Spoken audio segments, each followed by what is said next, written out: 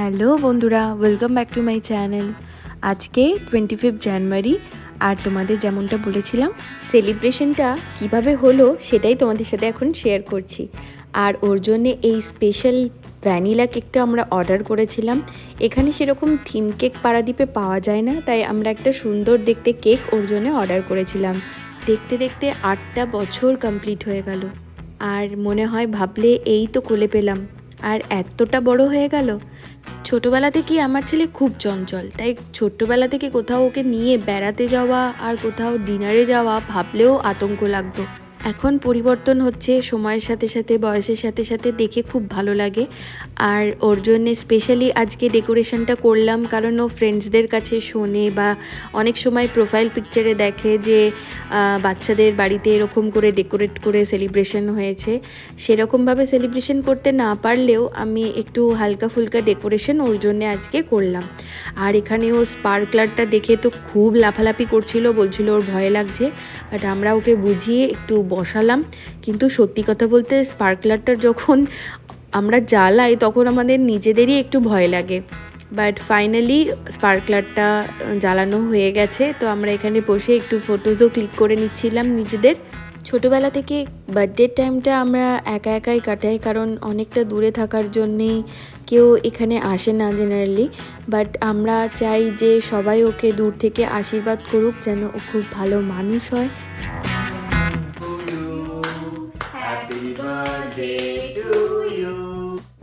তাহলে cake cutting হয়ে গেল, আর আমরা খুব ভালো করে এনজয় করলাম। কেকটা কাটার সময় একটু প্রবলেম হচ্ছিল, কারণ জানি না কেন কেকটা একটু শক্ত মনে হচ্ছিল। মিয়ামোরের কেক এরকম কোয়ালিটির হবে আমি এক্সপেক্ট করিনি। তাও আমরা পরের বার গেলে অবশ্যই ওদেরকে বলবো যে কেকটা খুব একটা ভালো ছিল না। টেস্টে কোনো প্রবলেম ছিল না, কিন্তু বেসটা একটু শক্ত ছিল। আর ও গিফটসগুলো পেয়ে এত এক্সাইটেড হয়ে গেছিলো যে আমাদের দেখে খুব হাসি পাচ্ছিল। ও মাঝে মধ্যে আমাদের কাছে আবদার করতো যে এই জিনিসটা হলে আমার খুব ভালো হয়। তো আমরা সেই মতো ওর জন্য প্ল্যান করে কিছু কিছু জিনিস ওর জন্য অর্ডার করেছিলাম অ্যামাজন থেকে। প্রত্যেক বছর জন্মদিনে আমরা ওকে কিছু স্টোরি বুক আর কিছু জিকে বুক আমরা দেওয়ার চেষ্টা করি, যেটা ও পড়েও আর আমাদের দেখে বেশ ভালোও লাগে। আমরা ভাবি যে বাচ্চারা হয়তো কেয়ার করবে না, বুকস পড়বে না, কিন্তু একটু ছবি থাকলে রং বেরঙের ওরা কিন্তু ইন্টারেস্ট পায় বইগুলো পড়ার। তাই এই ছোট বাচ্চাদের জন্যে টয় দেওয়ার সাথে সাথে বুকস গিফট করাটাও খুবই এসেনশিয়াল। আমরা তাই প্ল্যান করে ওর জন্যে কিছু বুকস অর্ডার করেছিলাম। এগুলোও আমরা অর্ডার করেছিলাম অ্যামাজন থেকেই। তো তোমরা যদি লিঙ্ক চাও অবশ্যই আমাকে কমেন্টে জানাতে পারো, আমি এগুলো লিঙ্ক তোমাদের সাথে অবশ্যই শেয়ার করব তোমরা যদি চাও। আর এখানে দেখো ও বুকসগুলো তোমাদের সাথে শেয়ার করছে। এখানে ফার্স্টে ওর বাবা একটা স্টোরি বুক গিফট করেছিল, আর তার সাথে ছিল একটা মন্ত্রাজের বুক, যেটার মধ্যে সত্যি খুব সুন্দর সুন্দর মন্ত্র ছিল। আর এগুলো সব ল্যাঙ্গুয়েজে ছিল, ইংলিশ, সংস্কৃত, হিন্দি। আর প্রত্যেকটা মন্ত্রের এখানে মিনিংও খুব সুন্দর করে লেখা ছিল, যেটা সত্যিই পড়ার মতো। আর তারপর আমরা ওকে গিফট করেছিলাম একটা হিউম্যান বডি রিলেটেড বুক, যেটা ওর ইন্টারেস্ট রয়েছে আমরা বুঝতে পারি। তো ওর জন্য আমরা ওকে ওই বুকটা গিফট করেছিলাম। ছিল এই ছোট ম্যাগনেটিক টয়টা, যেটা খুব ইন্টারেস্টিং। আর ছিল লাস্টে যে গিফটটা, সেটা হচ্ছে সব থেকে ওর প্রিয়।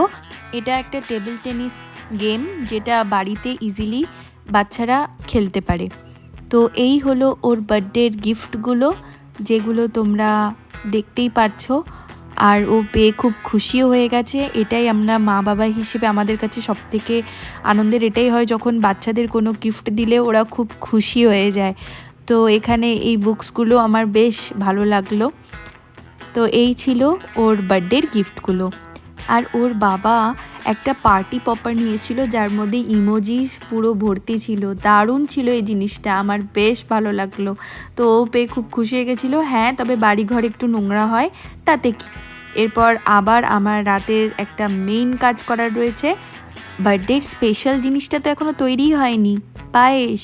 তো চলো ছটফট বানিয়ে ফেলি। তো এখানে আমি আজকে ক্যারামেল পায়েস ফার্স্ট টাইম ট্রাই করলাম। কেমন হলো রেসিপিটা সেটা তোমরা অবশ্যই জানিও। কিছুই নয়, একটা বাটির মধ্যে আমি আতপ চালকে দুধের মধ্যে ভিজিয়ে রাখলাম, আর কিশমিশগুলোও দুধের মধ্যে ভিজিয়ে রেখেছিলাম। দুধটা ভালো করে ফুটিয়ে চালটা দিয়ে দিয়েছিলাম। তারপর ভালো করে আমি এখানে নাড়িয়ে নিয়ে দুধটা ফুটিয়ে ঘন করে নিয়ে তারপর দিয়ে দিয়েছিলাম কাজু আর ছোটো এলাচ। তারপর ভালো করে যখন দুধটা ঘন হয়ে আসবে, ব্যালেন্স করার জন্য দিয়ে দিয়েছিলাম এক্সট্রা দুধ আর কিশমিশগুলো। আলাদা করে আমি একটু সুগার নিয়ে ভালো করে ক্যারামেলাইজড করে নিয়েছিলাম আর পায়েসের ওপর দিয়ে ছড়িয়ে দিলাম। কালারটা পুরো একদম খেজুর গুড়ের পায়েসের মতো হয়েছিল, বাট টেস্টটা একটু ডিফারেন্ট ছিল। খেতে বেশ ভালো লাগছিল। আমার তো ফার্স্ট টাইম ট্রাই করে বেশ ভালোই লাগলো। তো চলো এবার ছেলেকে একটু খাওয়ানো যাক এই পায়েস, কারণ আমার ছেলে মিষ্টি খেতে একদম পছন্দ করে না, সেটা ওর মুখ দেখেই তোমরা বুঝতে পারবে। তো এখানে ওকে আমি একটু পায়েস খাইয়ে দিলাম, যেটা বার্থডের দিনে সবথেকে স্পেশাল। রাতের ডিনারে ছিল mixed fried rice, chicken 65, kulcha আর পায়েস।